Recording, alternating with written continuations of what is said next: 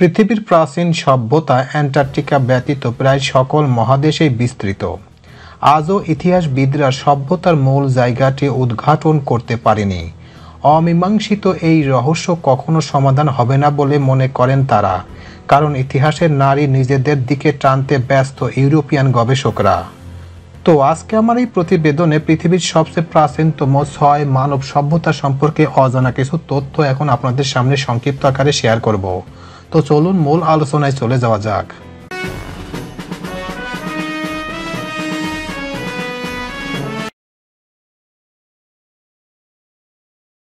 পৃথিবীর সবচেয়ে প্রাচীনতম 6 মানব সভ্যতার ইতিকথা।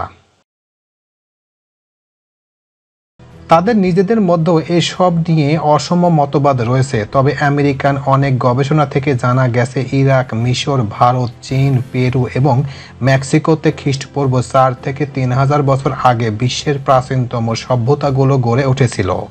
বলা হয়ে থাকে মানব সভ্যতার প্রাচীনতম সাংস্কৃতিক ধারক ও বাহক ছিল মেসোপটেমিয়া। শুধু সাংস্কৃতিক অগ্রগতি নয়, প্রযুক্তিগত উন্নতির শুরু হয় সেখান থেকে।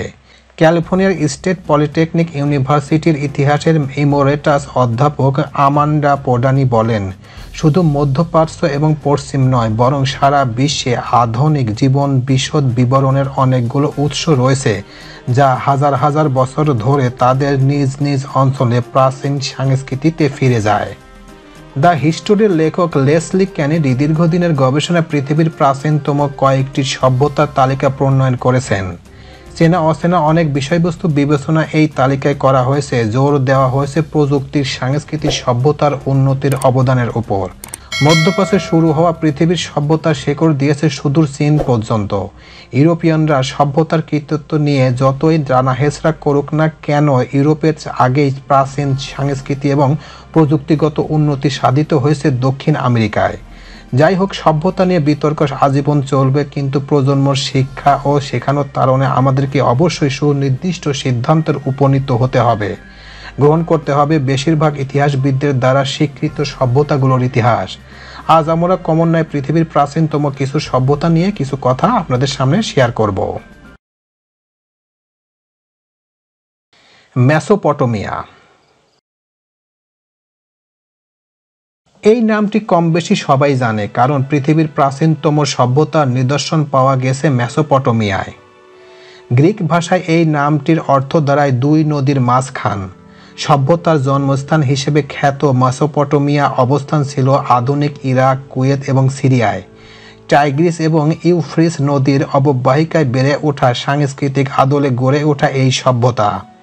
সবসময় যুদ্ধ লেগে থাকা অঞ্চলটিতে সাক্ষরতা, জ্যোতির্বিদ্যা, কৃষি, আইন, গণিত, স্থাপত্য এবং আরও অনেক গুরুত্বপূর্ণ পর্যায়ে উন্নতি করে।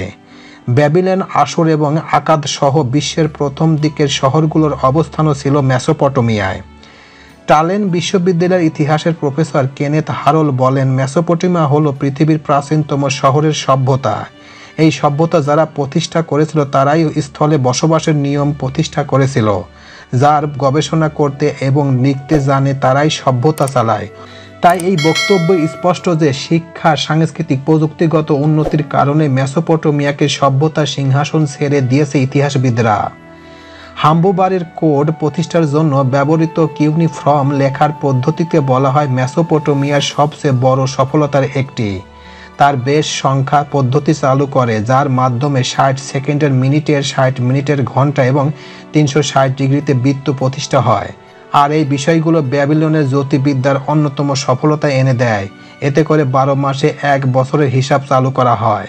539 খ্রিস্টাব্দে পারস্যের মেসোপটেমিয়া জয় করে প্রায় 3000 বছর ধরে শত শত রাজা সাম্রাজ্যের অধীনে ছিল মেসোপটেমিয়া। এতে করে পৃথিবীর অনেক নতুন সভ্যতা সেখানে আমদানি হয়েছে, আর সেইগুলো বিশ্বব্যাপী ছড়িয়েছে আরও বেশি উন্নত হয়ে।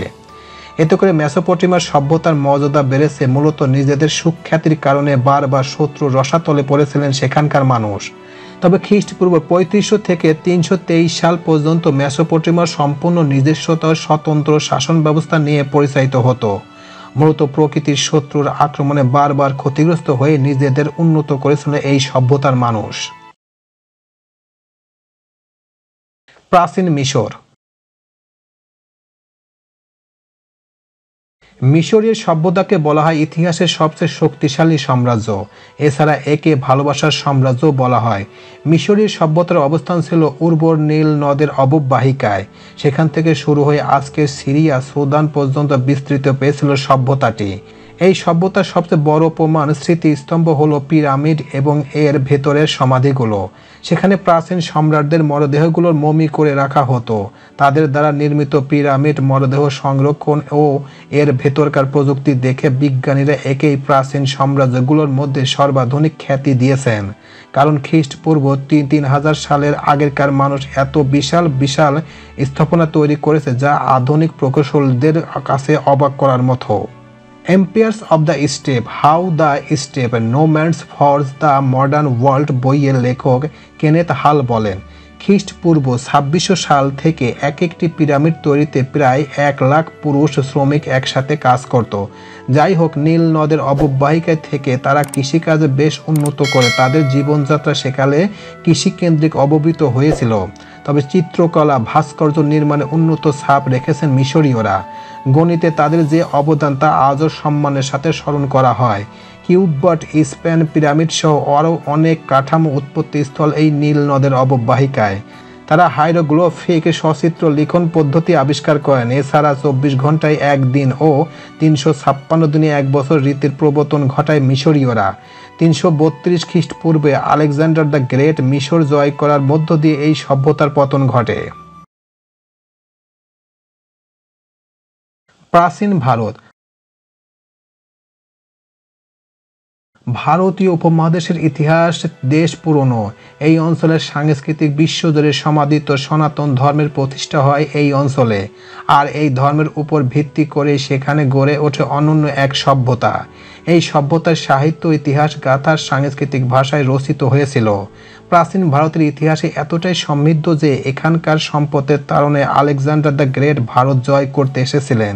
কিন্তু এই অঞ্চল এতটাই সুরক্ষিত ছিল যে খালি হাতে ফিরে গিয়েছিলেন তিনি। আধুনিক ভারত, আফগানিস্তান, পাকিস্তানের মধ্যকার সিন্ধু নদী উপত্যকায় ভারতীয় সভ্যতা গড়ে ওঠে।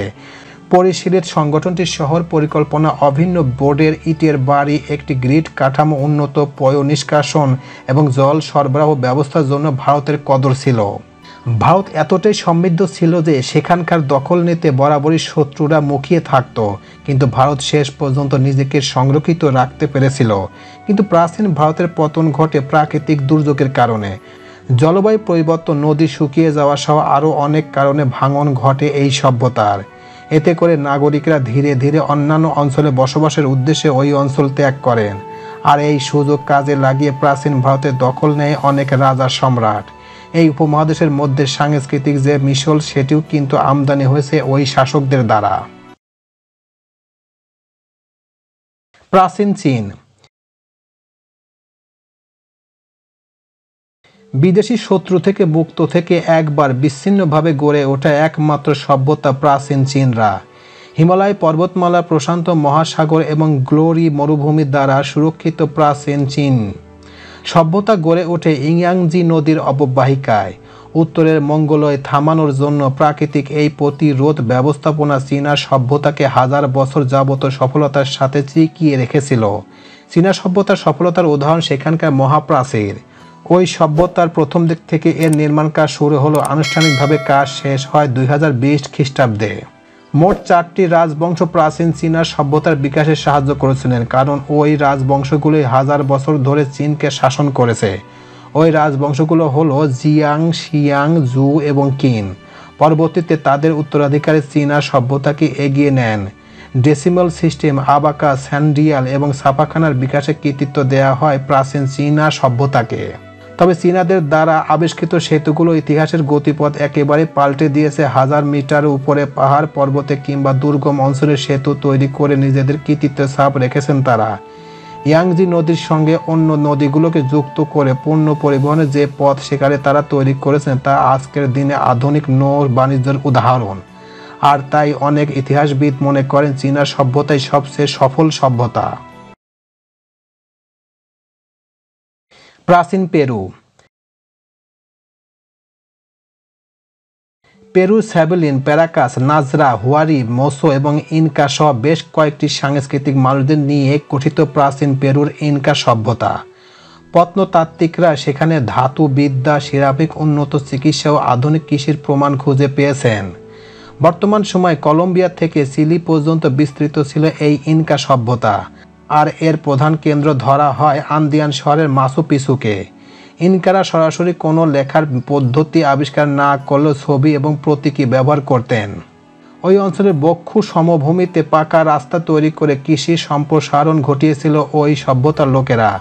খ্রিস্টপূর্ব 1200 সালে ওই সভ্যতা গড়ে ওঠে, আর সেকালে নিজেদের মধ্যে যোগাযোগের এমন উন্নত ব্যবস্থা তৈরি করায় ওই সভ্যতার লোকেরা সেরাদের কাতারে জায়গা করে নেন।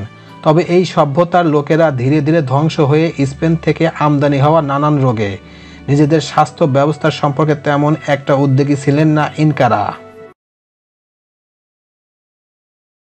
মায়া সভ্যতা। আমেরিকান বিস্তীর্ণ অঞ্চলে জুড়ে এখন মায়া সভ্যতার অস্তিত্ব রয়েছে। খ্রিস্টপূর্ব 1200 সালের দিকে গুয়েতমালা অঞ্চলে এই সভ্যতা প্রতিষ্ঠা হয়। সেখান থেকে মেক্সিকো, মধ্য আমেরিকা ছড়িয়ে পড়েন মায়া জাতির লোকেরা। কৃষিকাজে তাদের অবদান আজও আমরা সফলভাবে ভোগ করছি। ভুট্টা, মটরশুঁটি, ভ্যানিলা, অ্যাভোকাডো, মরিচ, স্কোয়াশ এবং তুলার মতো শস্যকে গুরুত্বপূর্ণ ফসলে পরিণত করেছিলেন ওই সভ্যতার মানুষেরা। এছাড়া পিরামিড শৈলীর মন্দির, জটিল মুখপাত্র, পাথরের স্মৃতিস্তম্ভ, ফেরোজা গহনা এবং অন্যান্য সূক্ষ্ম শিল্পী তাদের বিচরণ ছিল ব্যাপক। গবেষণার মতে ইতিহাসের প্রথম লিখিত ক্যালেন্ডার পাওয়া যায় মায়া সভ্যতার ধ্বংসী স্তূপে, আর এই থেকে বোঝা যায় মায়ার গণিত, হাইগ্রোগ্রাফিক্স, স্থাপত্য এবং জ্যোতির্বিদ্যায় বেশ উন্নতি করতে পারেছিলেন।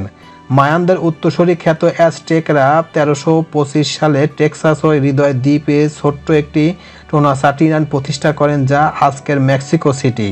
তাদের তৈরি 365 দিনের সৌর ক্যালেন্ডার নিয়ে এখনও গবেষণা করে যাচ্ছে গবেষকরা। তাদের লেখায় মানব বালিন্দার এবং রক্তপাতের বহাল ছিল ব্যাপক। 1519 সালে হানান কর্টেস নেতৃত্ব স্প্যানিশ বাহিনীর আক্রমণের মধ্য দিয়ে মায়ানদের শেষ জাতি খ্যাত আজটেকের পতন ঘটে। তো এই ছিল আমাদের আজকের প্রতিবেদন। পৃথিবীর সবচেয়ে প্রাচীনতম 6 মানব সভ্যতা সম্পর্কে অজানা কিছু ইতিহাস আপনাদের সামনে সংক্ষিপ্ত আকারে শেয়ার করলাম। প্রিয় ভিউয়ার্স, আমার এই তথ্য এবং ভিডিওটি যদি আপনাদের কাছে একটুখানি ভালো লেগে থাকে তাহলে অবশ্যই লাইক, কমেন্ট, শেয়ার করবেন এই ভিডিওটি। আর যারা এখন আমার এই চ্যানেলটি সাবস্ক্রাইব করেন নাই তারা দ্রুত আমার এই চ্যানেলটি সাবস্ক্রাইব করে ফেলবেন। তো আজকে এই পর্যন্তই, সবাইকে ধন্যবাদ জানিয়ে এখানেই শেষ করছি। আল্লাহ হাফেজ।